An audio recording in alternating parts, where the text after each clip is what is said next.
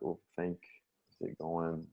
I'm so bad at this. Okay, I think so. Welcome back to the first Gray Music Pod. I'm Landon Gray, and I've got a great band, one of my favorite bands, WhoIAre, here with me, and I'll let them introduce themselves. Guys, y'all want to go around?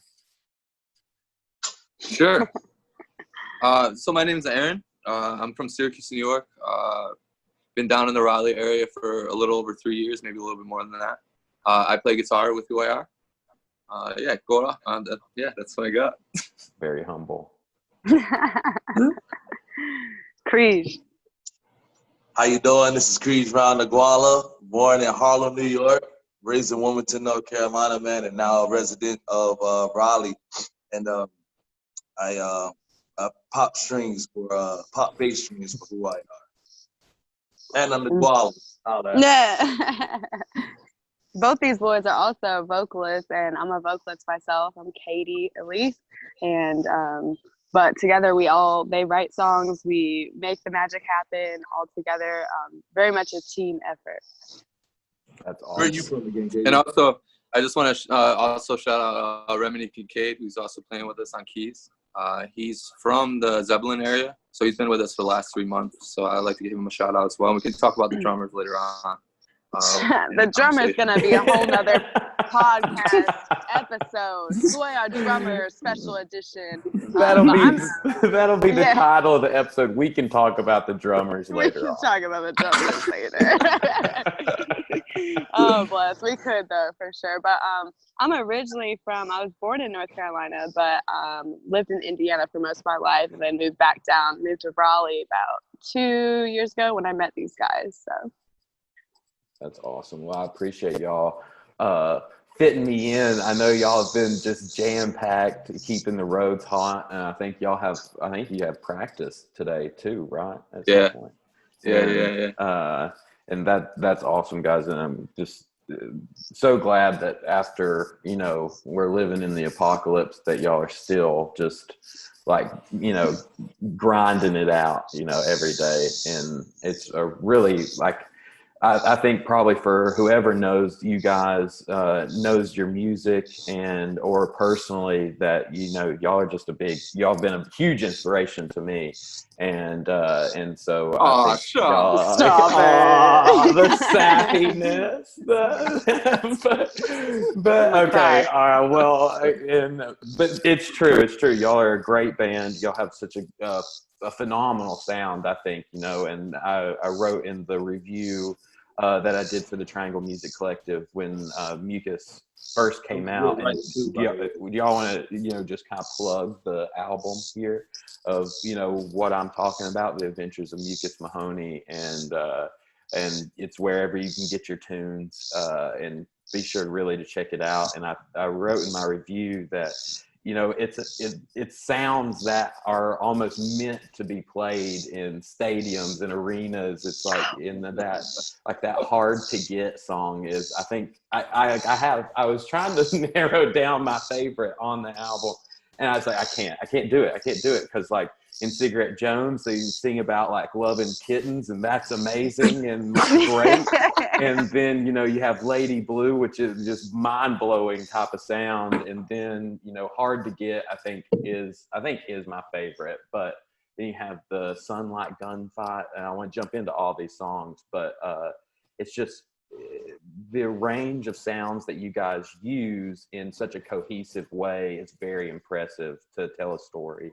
And I'm just going to open the floor up to y'all, and kind of give us the background of who Mukus is, and how did y'all chronicle his adventures?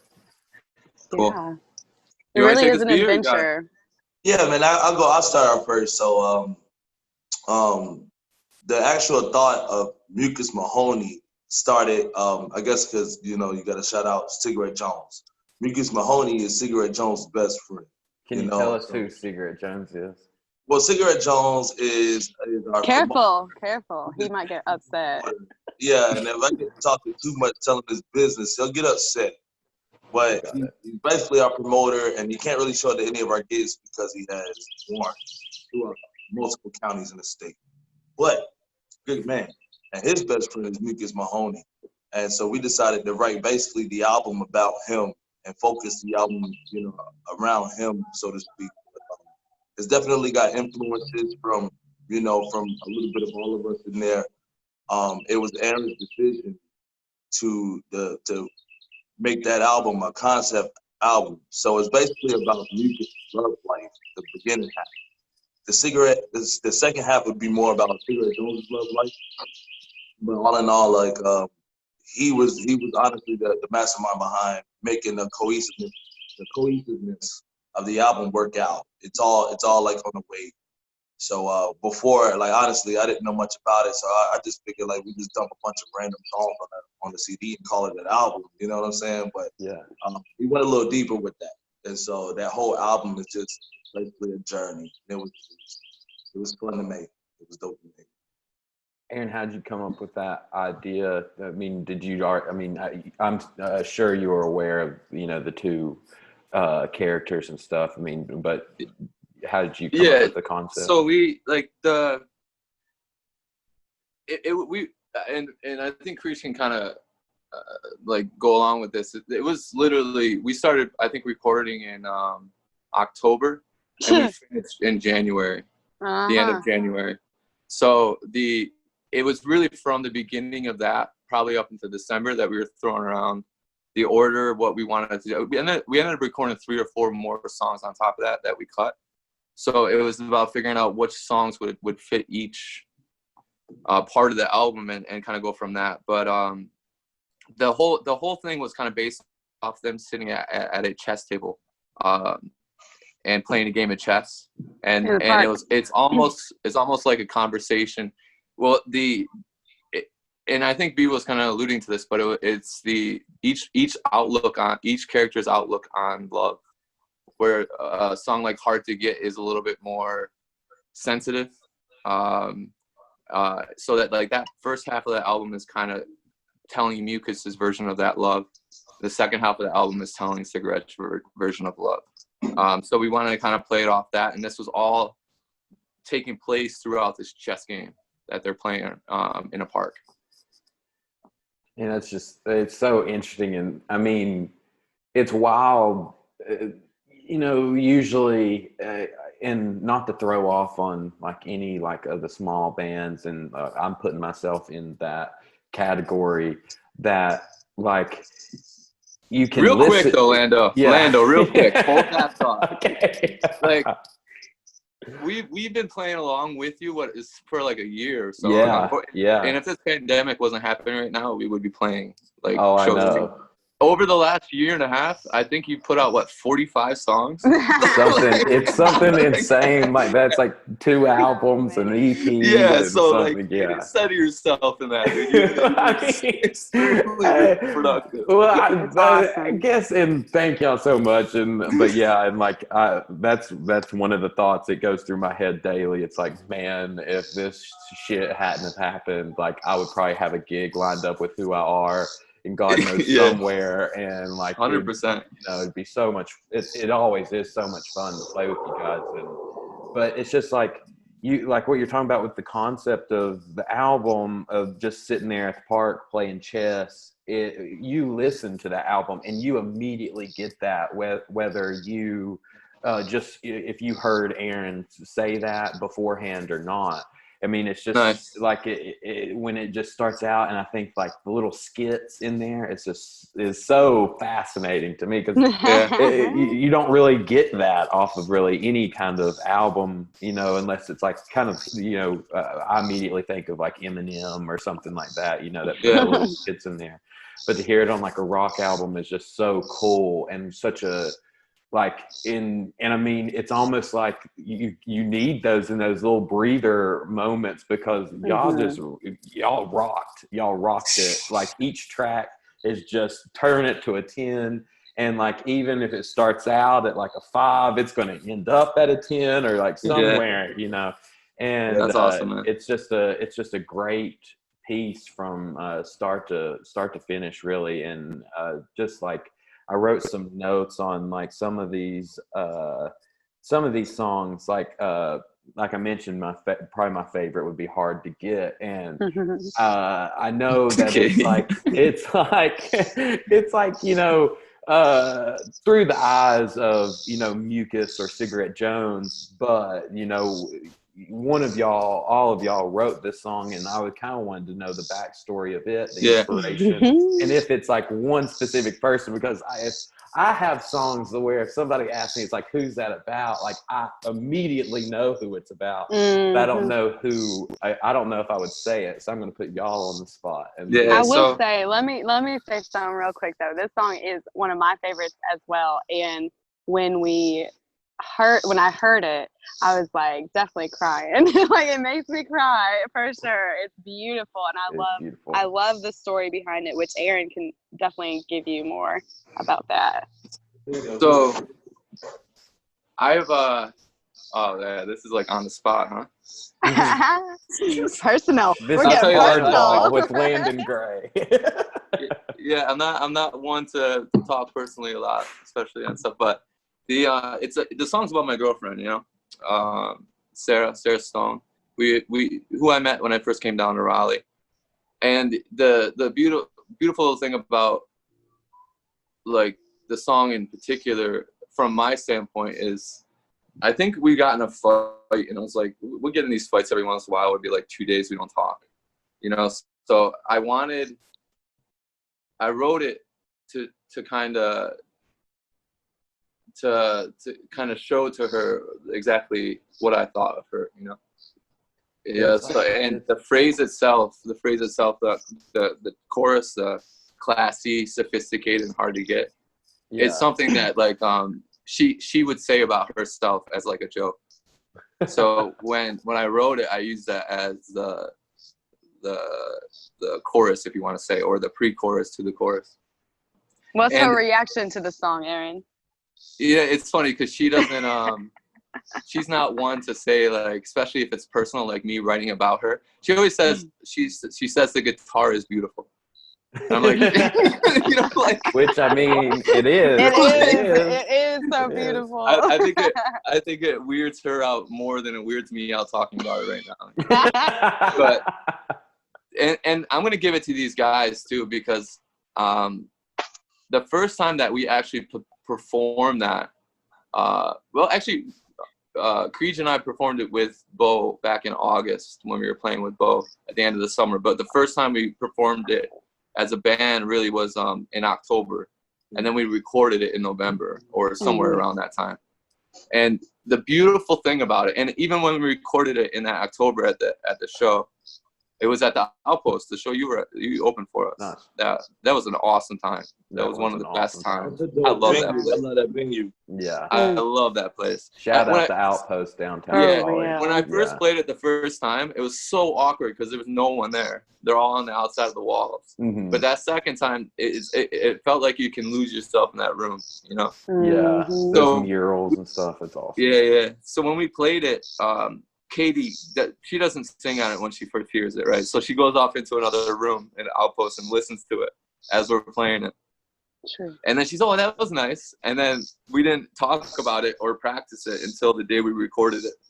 And that's why I want to shout out Katie, because she is a studio professional. So we get in there and we record it. And another thing is, Creed just jumped all over it. And as far as his lines make that song just as much as anything else. And we recorded it. And literally when we were doing the harmonies, we were doing it on the spot. And it just started getting bigger and bigger and bigger and more beautiful. And I remember, like, I'm with Katie too. Like, after we got it back, it did make me a little emotional, because it was so, like, the stuff that Creed and Katie do on that Hard to Get part, it really blew me away, especially at the ending as well. I'm crying. And a lot of the times when I write, I try not to be so personal, Some songs that are very, very personal to me, but over the last couple of years, I've been writing more in a different direction. But that one was extremely personal. So I'm proud of the way it came out, So I appreciate you saying that, Orlando, as far as being one of your favorites. Yeah, it's just like, it is a very emotional song because, like, you can tell like there's like a tinge of hurt, but there's just so much respect for the woman that it's just like, you know, like you're hard to get, but it's not like I'm not giving up, you know, type of thing. And it's not like resentful or anything. No, it's just like it's almost like a compliment. Yeah. Like, this is a real one here. Well, now I'm really uncomfortable. Moving on. Moving on. Okay. Yeah, we can move on. That's awesome. And you know, and that's I'm glad you opened up. I'm honored that, you know, millions of people will see this now. So, you know, I will say about this, the whole album and everything. These guys had me out there. I was pregnant, so pregnant during these recordings, and so emotional and so hungry all the time. It was rough to record. Our last recording was in January, and I had my baby girl on January 27th. So I was, and you know, we were in. It was October. Sorry about the cars driving by, y'all. If you hear this, sorry. It's okay. But yeah, we recorded in October as well, and just all throughout my pregnancy, it was hard to breathe for sure. Yeah. But you couldn't tell it on your harmonies, and I mean, probably out of all the complications, you know, or, you know, just the circumstances come, you know, innovation, and y'all through everything that y'all were going through individually, you made something that is, I mean, it's a great album. And, you know, no matter what you do after this or what you did before this, you know, you can just, you know, this is coming from me, so, you know, don't get too big headed, but just feel good that you can lean back on this album. And like, I mean, it's a complete set of work. And for somebody who, you know, is out here doing this all independently, all themselves as a band, you know, not making $1 million, and you put together a legit concept album that has really no kind of lows in it. So I like it, man. You know, Thank you. Raleigh Records, man. Shout out to the big boy Derek out of Detroit, because he was the guy who recorded our second album, or our second piece of work, and his skills really grew as we grew. So it was comfortable being with him. He was very patient, and you have to be patient with us. Right. So he's back in Detroit now. So that, you know, it'll be good to see him again, or at least be able to work with him at least one time again down the road. But so the Raleigh recording that y'all used, they moved? Yeah, Derek, he moved like what was it, back at the beginning of January or July? Yeah, July. Yeah. That's Derek out of Detroit. He went back home. Gotcha. Raleigh Records, Derek.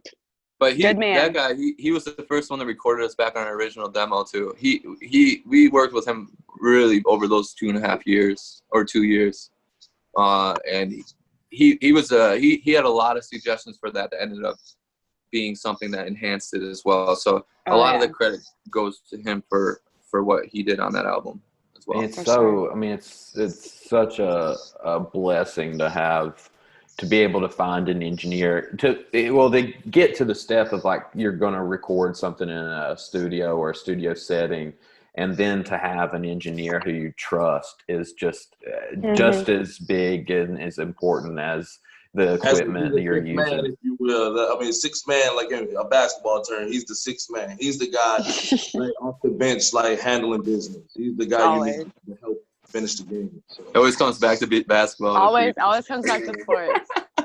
Always. What about? I'm going to go through some of these other songs. The Lady Blue, which is the track right before Hard to Get. That guitar noise, whatever it is just wild. I mean, is that? And you know, can you tell me that, like, did that song like initially start out sounding like it as it finished, and you know what kind of what flip or what switch was flipped to get it to sound like that? Right. That song was actually at the beginning of when we started playing out, when it was Bo, Katie, Kriege, and I sitting in the Smithfield house, Kriege used to always say, "I want something funky. Funky. I want to play on something funky." Just funk. So I was living in Briar Creek at the time, and Kriege used to come over like a couple of times a week, and we would have these songwriting sessions. And I was kind of focused on these dominant kind of like slash chords, and so I had my acoustic, and I recorded just the first transition, those first two parts, and I sent it over to Bernard, and he came over the next day or whatever, and we started to like kind of hash it out. Those songs, and I want to kind of say this because it's important. Mukus Mahoney, The Way It's Gonna Be, Lady Blue, Sunlight Gunfight, Zeus were songs that Kriege and I would really work on with Doug Fishman, who's the drummer on every song besides Hard to Get, and we worked on it for that 2019, I think. That winter we worked on them like relentlessly, and they really grew from those sessions. So I might be wrong on this, but Kriege can probably back me up on it, but I believe everything was kind of like formed, as far as the twists and turns were formed in the three of us. Yeah. Predominantly, everything on that album is made with the three of us musicians, like as far as with instruments. Everything, of course, like, you know what I'm saying, like Katie came in and like that recording session just killed it, and you know, came up with a lot of ad-libs that day. But you know, as far as the actual, I guess, change ups and everything in the album, yeah, Doug had a lot to do with this. And like, I mean, his playing the drums on the whole album's incredible. Like, I mean, it's really good. And even that being said, Lionel, too, I do want to kind of shout out Trey Higgins, who was on Hard to Get. He played on Hard to Get. The rest of the album is Doug, but both of them really brought their skill to it. And with Doug, we literally called him a week or two before we were going to record in October and asked him to do it. We did it in his barn. So he was kind of on the sidelines, and he came in and he did that cold, you know. So that's crazy. Yeah, so he definitely deserves a lot of credit on that. And then on top of that, Zeus is his song as well. So he deserves a lot of credit. Trey definitely deserves a lot of credit for Hard to Get. But and I mean, I guess let's jump into this a drummer situation now. I mean, and like that I think, I mean, it is a common thing. If any drummers are out here listening, like, get it together. Buy your own get set, it together, and like get some traveling cases for your drums, because there's some bands out here that need y'all. Like, just and get it. Be on time. Be on time. Be on time. He said. And I think it probably happens with all bands. I don't know if it's always drummers, but for us, it's always drummers. I don't know what the deal is, but and this isn't calling anybody out. It's just no. Yeah. I want to be good on that. But it's obvious. But it's we have obvious, a group of drummers and pitchforks, you know, just outside of our houses. Yeah. But I mean, it's a part of WhoIAre at the moment. So. Yeah. So right now we had we kind of have a three-headed monster, which we can get into, because the EP we just recorded was with Josh Burgess. Burgess, right? Burgess, my fault. He was an extremely talented guy, but unfortunately he had to go back to school right after. So we tried to get him to quit. What's a degree when the world's gonna end? Come on. We really tried to get him to quit. We really did. But nah, man, he's punctual.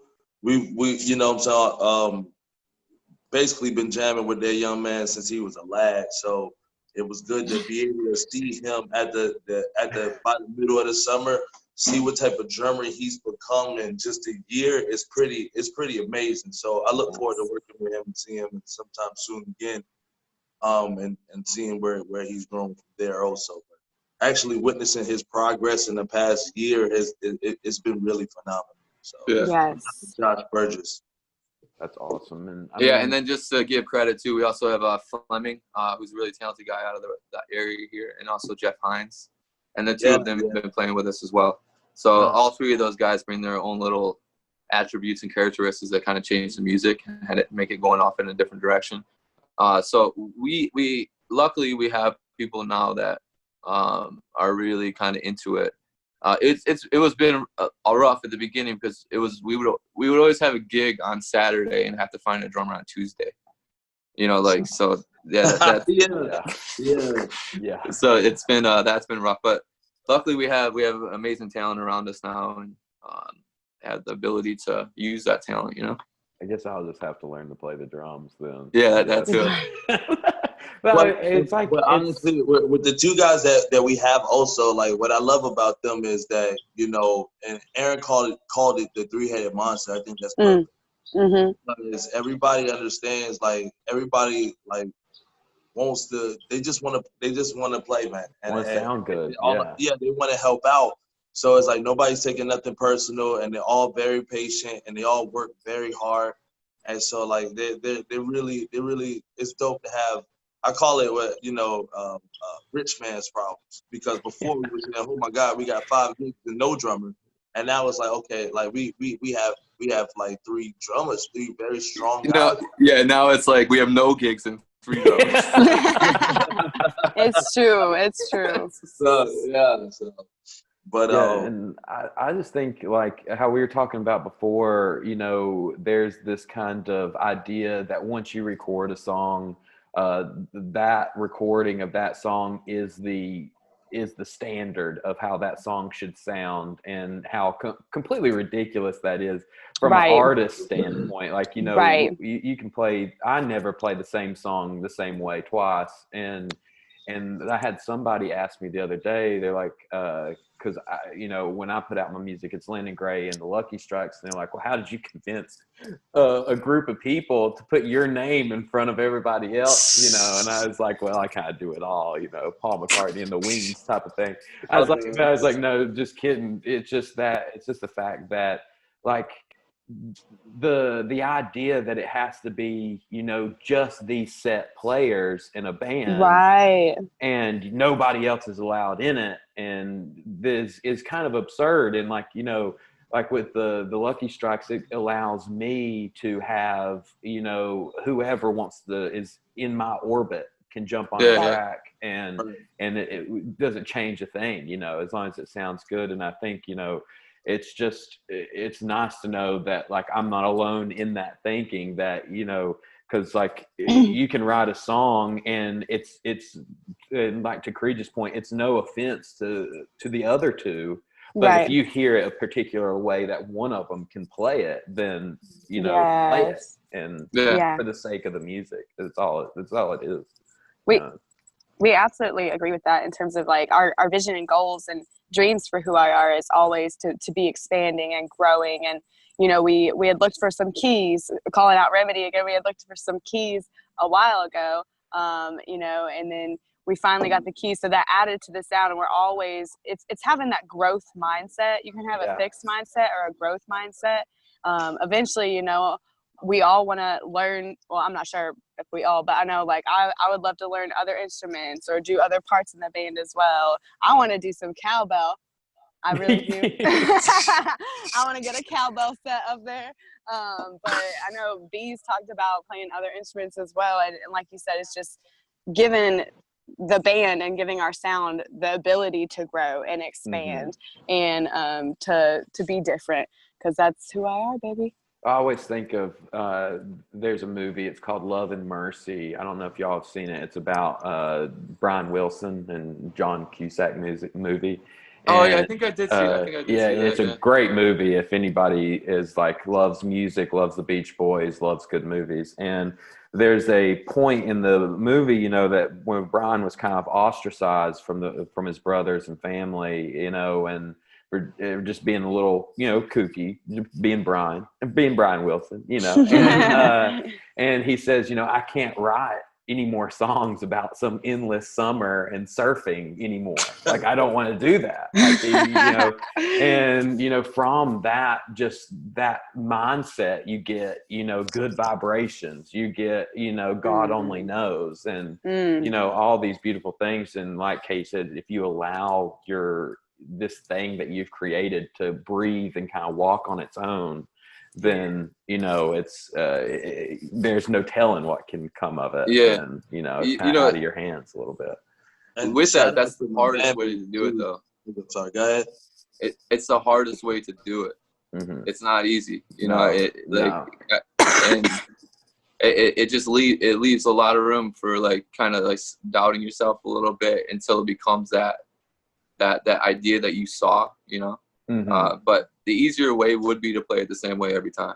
Yeah, it would be a lot easier. Sorry, Creech, I didn't mean to jump on you. Right, man. But no, man. I was saying, you know, and shout out to my band, dude, because like no matter how strange of an idea I've come up with, like, or the topic, like whatever I'm talking about, if it's offensive or if it's strange or whatever the case is, or the chord progression is strange or whatever, like that, it's always like a welcoming place. We're gonna at least try to learn how to play it. And we're gonna try to make it sound the best. If the song doesn't work out, then we put it on the shelf for a while. You know what I'm saying? But like the best part about it is that everybody gets to be as I guess strange or weird as they want to.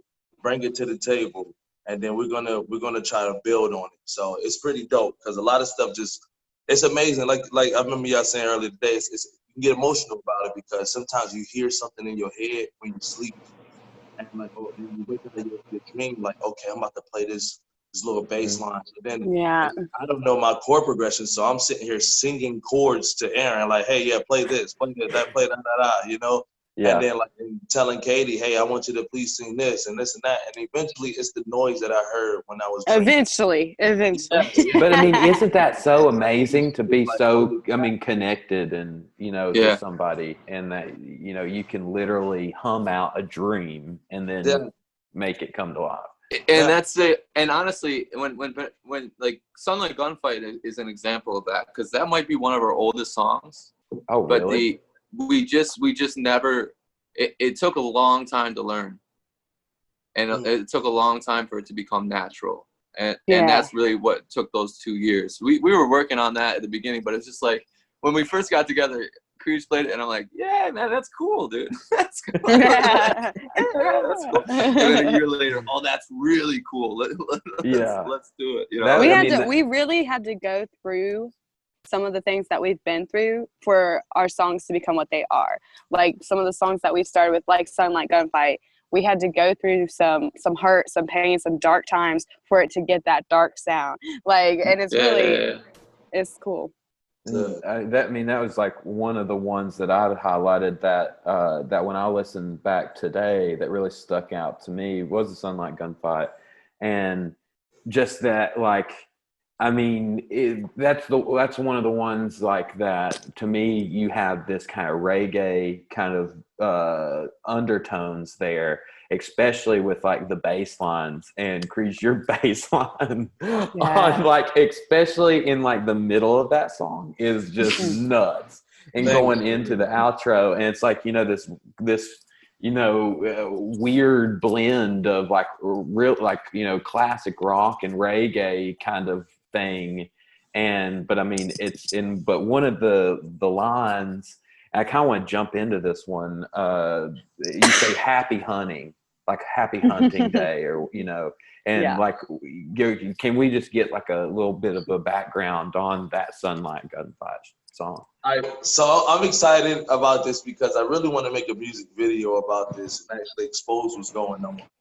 But the song is about Wilmington, North Carolina, which I mentioned I grew up at. And it's basically, it's a lot of just violence going on. There's people getting harmed every day. There's people getting murdered every single day, it appears. It's just like Wilmington is not the utopia that a lot of people think that it is sometimes. There's a lot of drugs and a lot of violence going on in that city. And there's a lot of people who I know these people's mothers personally, and they had to bury their son because of some type of violence. God knows over what. you know. So that song I wanted to write to Wilmington as you know, without it being too graphic, but I still wanted it to. So happy hunting is that's what it seems like sometimes. That's what it seems. It's like a free fall. Go out there and go harm somebody, or like just protect yourself from getting harmed. So even though like Wilmington is also a beautiful place, Wilmington has a lot to offer. But just from what I've witnessed, you know, Wilmington can be pretty sketchy. However, I knew that the song didn't have to have a negative connotation. I didn't want Wilmington to look bad from the song. So when I wrote it, you know, it was kind of vague, veiled, so to speak, you know. But that's basically where it came from. That's incredible. And like, you know, I think, you know, something like that, obviously you turn on the news today, that's a song and a message that resonates with thousands of cities, you know, and all over the country, especially right now. And just, I mean, and it's a very unique perspective from somebody who grew up there, you know, but now lives in a different city, but you're still close to Wilmington, you know, and just having that perspective. And you talk about, you know, you're veiling the specifics in such a way, and it's masterfully done, because I listened to it, and, you know, I would have never put it together that, you know, it was originally about your, you know, your upbringing and your growing up and just Wilmington in general. And, you know, it's, you know, it just adds that little bit more of, you know, that personal kind of connotations to that song. And, but yeah, I mean, that, with the message and, you know, the bass line again is almost just as powerful as the message itself, and it just kind of makes you feel that. I mean, it's such an intense feeling, and I think that intensity is felt in cities, you know, across the nation right now, of just this, you know, terrified but angry, and also just so defensive. And because I mean, it's like a feeling of you versus the world right now, you know. And it's right. The edge of beauty and darkness. Yeah, and like how, like, I mean, I know where I come from, you know, it's been devastated by the opioid crisis, and, you know, it's a very rural place, but it's a beautiful place. It's in the mountains. Yeah. And but it's like, you know, I think Mark Twain or somebody had said, like, the Gilded Age of, you know, everything looks so pretty on the outside, and you take a bite and it's just a rotten apple. And I think, you know, that's, you know, that just adds to just like the topics, the huge, you know, the long list of topics you covered on this album. It's crazy. I want to switch gears to Cigarette Jones and that track of the kittens. And for those who are listening right now and have no idea what I'm talking about, oh, look at that little kitten there. Say hi. What's up, Iris? So pretty. Thank you. That's so our number one fan, and not to piss off our other number one fans. Your roadie. Oh man. So cigarette, that boom boom boom boom boom. Yeah. That was something that I've had I probably wrote when I was 23 years old, when I was trying to write songs. Years ago. Yeah, wow. No, yeah, shut up. I'm the old man of the group. But it would never go. It was just a jam. It never really took off, right? And when we were practicing in Smithfield with Bo, we were it was one of the very first things that we played when we were like kind of improvising, and it was always there. And then obviously Cigarette Jones came around, and we wanted to kind of take it in that direction. So the thing with Cigarette Jones is he can be kind of a bleep, if you want to say. I don't know. You said family friendly, so I'll keep it. Whatever. Yeah, he can be kind of an ass. He's a right? dork. But at the same time, he does really like kittens. and it's kind of absurd how much he likes kittens when he's such a dick, you know.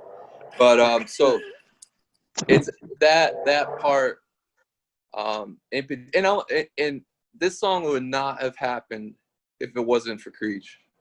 It just like there's no way in heck I'm pulling that off with the same venom as in the Cigarette Jones parts, and yet the same beauty with Katie and Creech bringing it on the kittens part. Yeah, but, I will say I will claim some of that. and even Doug singing that little tagline too. All the parts kind of came in together with that. But that was another one that was kind of in this when we recorded it. It just got bigger and bigger and bigger. But I'm like, Creech had that part where the instrumental part for the kittens. We played on that at the very beginning too. So it was like one of those things of like, all right, let's make this a little bit longer. Let's throw that part into it. Mm-hmm. And then I'm like, Creech, I want you to say I love it. Yeah. It started out as some odds. Say what? Yeah. And then I started feeling it. Like then I started singing it. Now I It started makes sense. It fits. embodying Cigarette, and it was like, okay, this dude Yeah. loves kittens. Let's make these people believe that we love. I hate that. It's so sincere though. It's so sincere, and you can tell when people hear it. That part of the song, and we just had a moment this past weekend when we had played it and listened back to it. It's just so beautiful, and it swells such emotion. But it's funny because you can tell, like when we're singing it, people are like really, even if they can't understand it, they're feeling it. They understand. They're like, this is so sincere. We feel emotions. We don't know why we're feeling these emotions. Sometimes you can't understand the vocals, right? And then it's like we're singing. I try not to crack because I'm like, y'all are really getting off on "I Love Kittens." I mean, I played really it for happening. one of the guys that plays bass sometimes with me, and I was playing through a couple of tracks, and that one came on, and that part comes along, and you just tell, you tell when people's vibe into it, and then he kind of turns to me, he's like, is it saying kittens? He's like, I like it. It's like, it kind of reminds me of like I'm a Beatles fanatic, so all my references go back to either Paul McCartney or the Beatles. And but that 1, 2, 3, 4, 5, 6, 7, all good children go to heaven, and it's just such a very bizarre thing taken out of the context of the song, but it hits and it fits perfully within, like Katie was saying, the swell. I mean, it's beautiful. It's like a choir singing that. And then the best part about it is, like, obviously getting back to that point, but like whenever Cigarette Jones is reenacted, I can berate people. You know what I'm saying? Yes. And the band cannot berate them. So like we want to put on a good image. But like when it snatches back to Cigarette Jones, which is actually the song, the theme song, now it's like, okay, especially when we play it live, I can berate people. You know what I'm saying?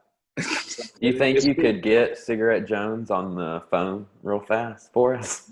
I don't know. He's so hard to get in touch with. We can try though. That's for sure. Just let him say hello. You might have to go in through his secretary, but I don't know if she's gonna. Trudy can be. Trudy's mean too. She'll hold a grudge, that's for sure.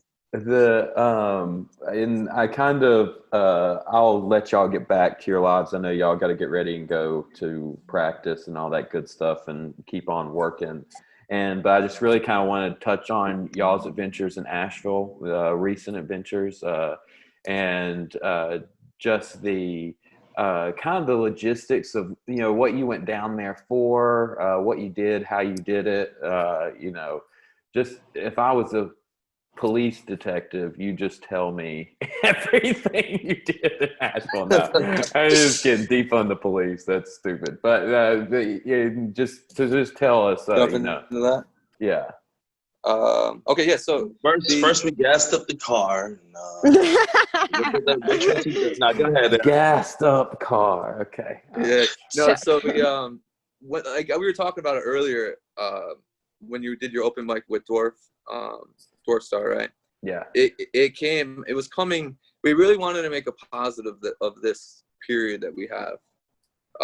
Because, and you talked about it, I think I can't even tell you how many gigs we lost when this all hit. So obviously that stings.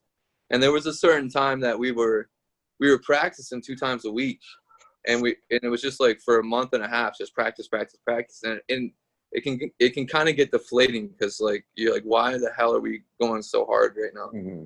And so I reached out to Derek because Creech and I talked about it, and Katie talked about it with us as well. Like, okay, we had a goal of kind of going back to our original demo that some people have, the Coffee and Cigarettes, and that was recorded really within the first 4 months of us being a band. And so, like going back and listening to it, especially on my end, I cringe a lot, you know. And but the beautiful thing is it showed the ideas, right? So like the idea was there.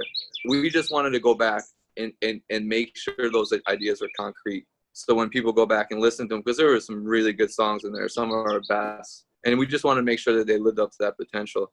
So I reached out to Derek, and unfortunately Derek was moving to Detroit, which again, we love the guy. This guy's huge for us. Shout out. Yeah. So then I reached out to Dwarf Star, and unfortunately, which is justified, the pandemic, obviously, you know, to get in a room full of people, there's got to be a certain level of trust there. And so he wasn't able to record. So we were getting to the part of like, okay, how are we going to pull this off? Because we had Josh till August 3rd, and we wanted to make sure that we can do something with Josh. So I reached out to my friend Anthony Dorian, and Anthony plays in a band called Downtown Abbey and the Echoes. And Lando, you should check them out. They're so good. Man, they go off, man. Holy crap. They are insane. And you're going to be hearing about them because they're starting to pump. They're starting to get some traction. And same thing is, this was supposed to be their summer, right? So he had time, and he's got a studio up in Nashville, and he was cool with it, which I want to thank him for. And like, we still have to go back and do it, but thank God that we were able to pull this off. So I reached out to him. We figured out a date. We set it up. Remedy's on the new recording as well. So it's Remedy, Josh, and the 3 of us. So we were like, okay, we're going to get an Airbnb. We'll stay for the weekend and record Sunday and Monday and leave Saturday morning. The night before, he reached out to me and asked me if we wanted to open up for his band on a farm. It's called Ox Farm. And they basically put it on because Floyd Fest was canceled. So it's like Ox Farm Fest. So he texts me Friday night, and I'm just flipping. I send it out to group texts. Hey guys, we're gonna play tomorrow. Like, I need everybody's commitment. And now the reason why it was important to get everything because it was at 6 o'clock, and we had to leave at like 10. So everybody's all in, and we meet up at Bernard's house at Creech's house at 10 o'clock. We jump in the car, and we drive 4.5 hours. We get to Asheville, and then it's like, okay, we got to leave like 10 minutes after we get to the Airbnb, and then we drive 45 minutes to the festival, and then we played it, and that I think everybody can kind of jump in on this, but that was one of the most beautiful experiences I've had. It was with literally everybody was parked out in the field, so everybody was social distance. We played.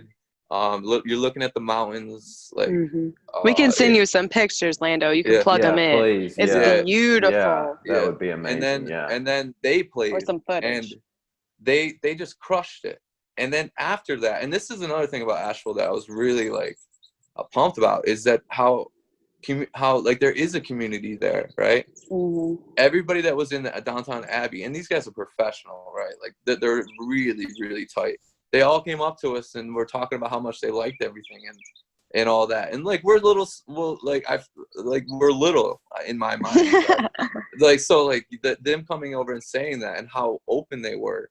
And then there was these 2 other guys, and B can probably help me out with the band name, but there was these 2 other guys that were there, and they were insane. The Travers Brothership. Word, son. Oh my God, they were so good. They were so good. So we got to play, and then we got to hang out with some and listen to some insanely good music. And then, but we got back at 1 o'clock after like a 12-hour day, or 12 o'clock. We went to the grocery store, got drunk, woke up in the morning, went to the studio, hung out for 12 hours, got Ate drunk. some good breakfast. Ate Yeah. some good breakfast. Yeah, Katie made some good breakfast. So it was an intense 3 days. You guys good, or you want to jump in? Because No, I it mean, was that- beautiful. It was an opportunity that we really, like, we all really needed that break. We needed to go to the mountains in a time like this and to spend some time together, get to know each other on a different level. We've never done anything like that. So it was something awesome. much needed. Yeah. And then we ended up recording 7 songs, and we had to wait a little bit on Sunday. And I can't wait for you to hear this, Lando, because this might be one of the coolest things we've come up with.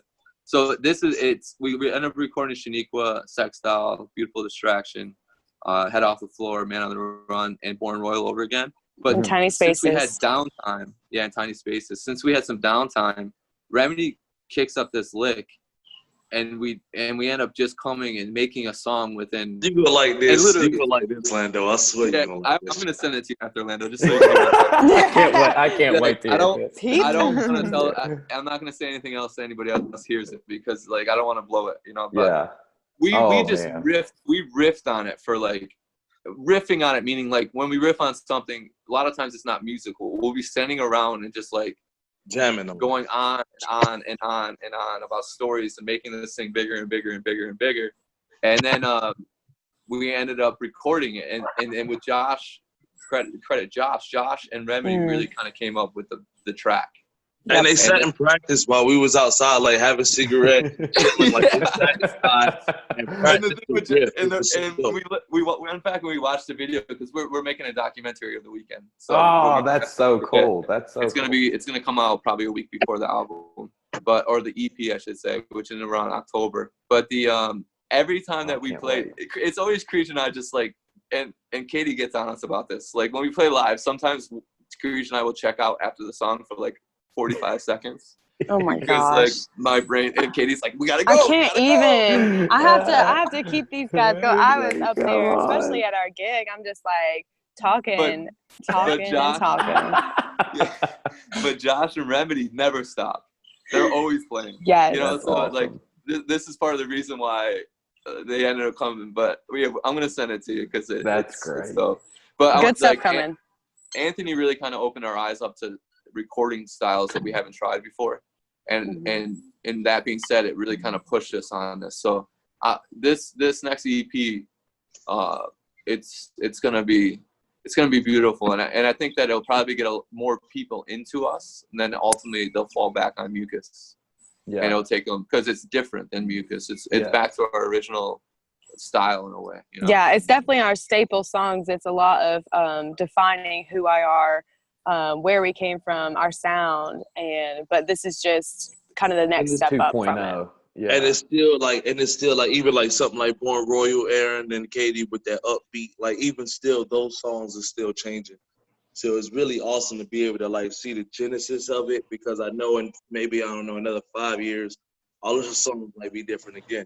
Yeah. So God knows, we always throw a jam in here and there or whatever the case is, but it's awesome. Well, I'm going to let y'all go, but before we do, I kind of want to just give everybody a chance to, and, you know, the reason why I kind of really came up with this idea of a podcast, you know, I know everybody has a podcast now, it seems like, but you know, I really wanted to make this one special for, you know, Triangle musicians in the area, in the Triangle, and, you know, or really just our state in general. And then, you know, and because I think, like, you know, just about us going out when we would play like at Greensboro or the Outpost, you know, all this kind of stuff that, you know, independent artists like us, we rub off on each other, and we're constantly learning from each other. And during this time, it's almost impossible to kind of see what everybody else is doing, you know, kind of behind the scenes, as you would see, you know, backstage, so to speak, or get to ask, you know, another band, you know, how they do something a certain way or anything. And so I really just wanted to create something that has the ability to bring, local musicians and artists of all kinds together, and, during an extreme period of isolation.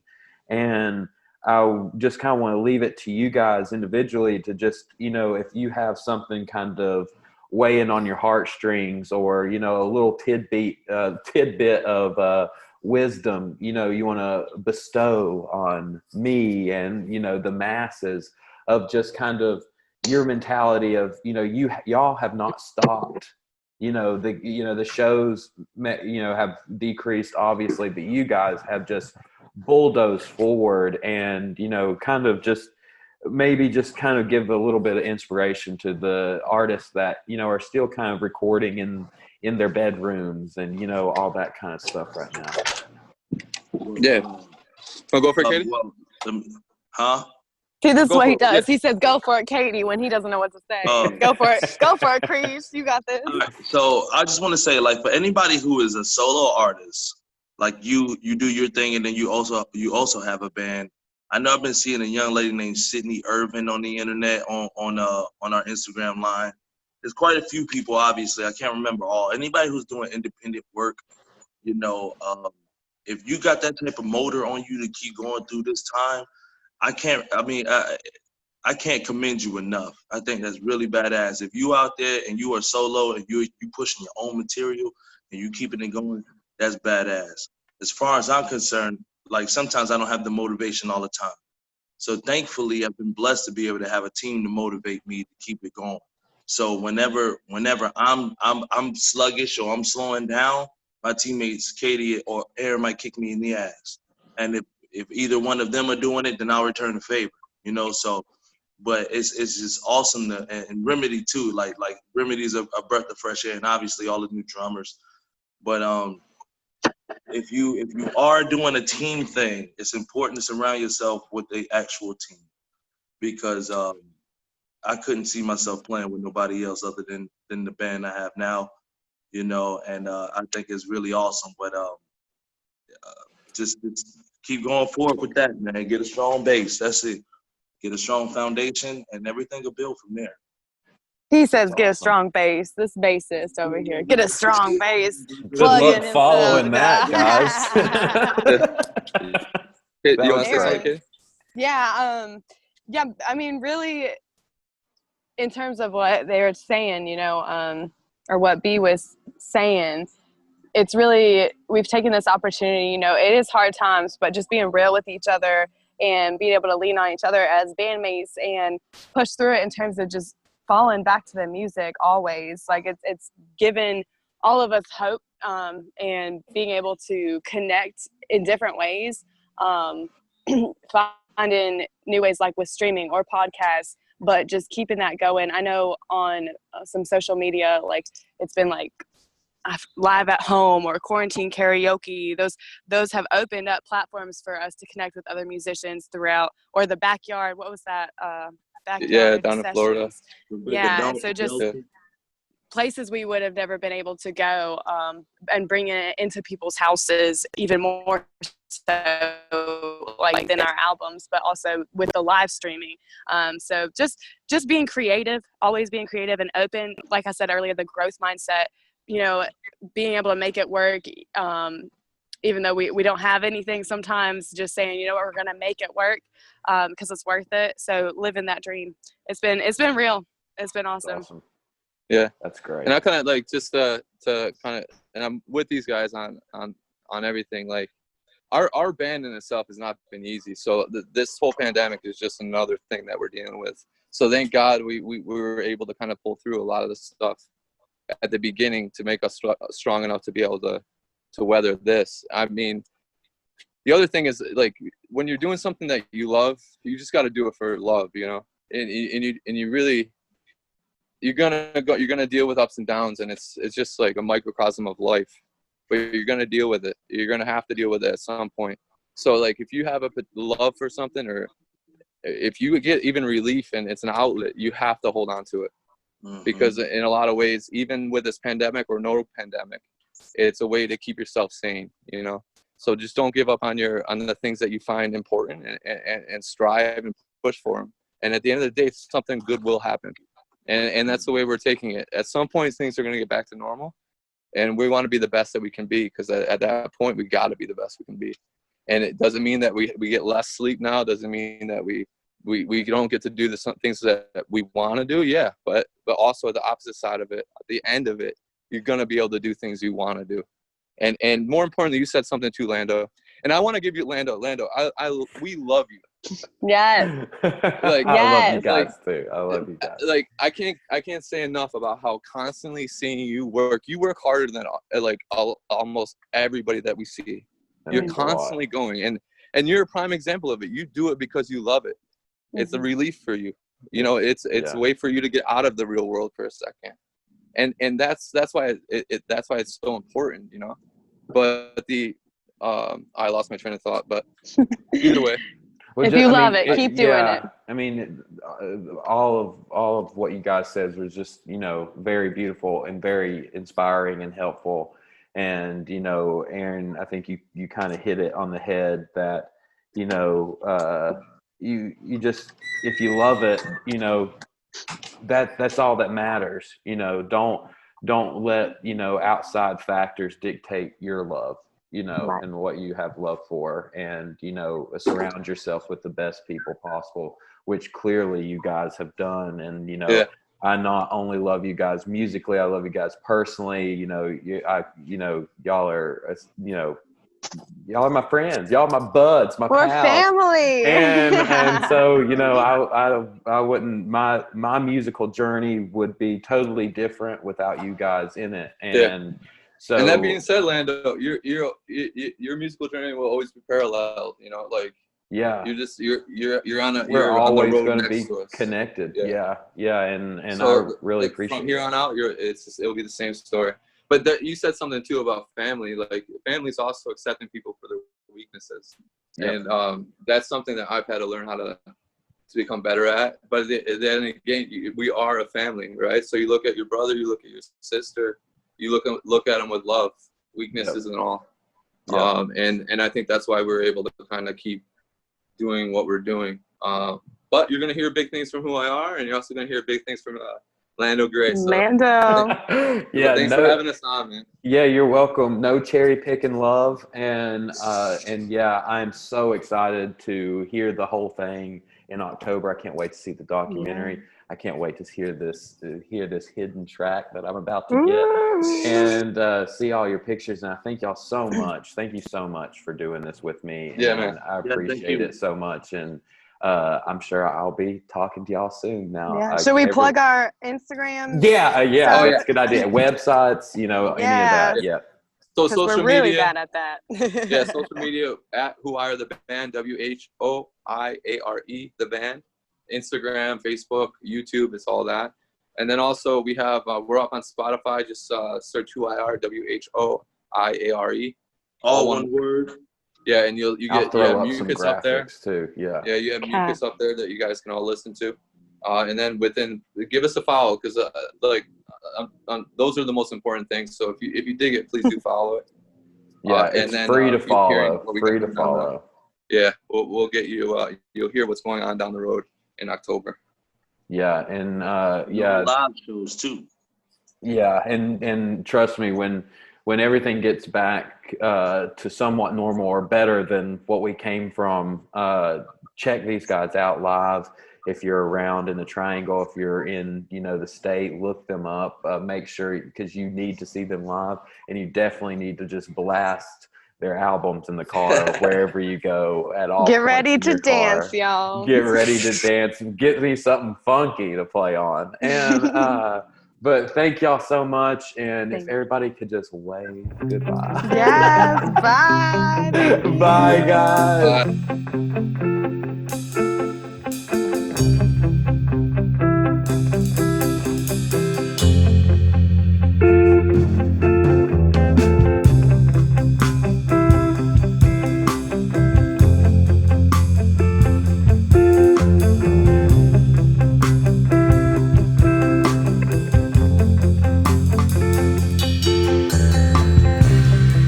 She likes red wine in the summer, Pinot Noir preferably. feet on the wall.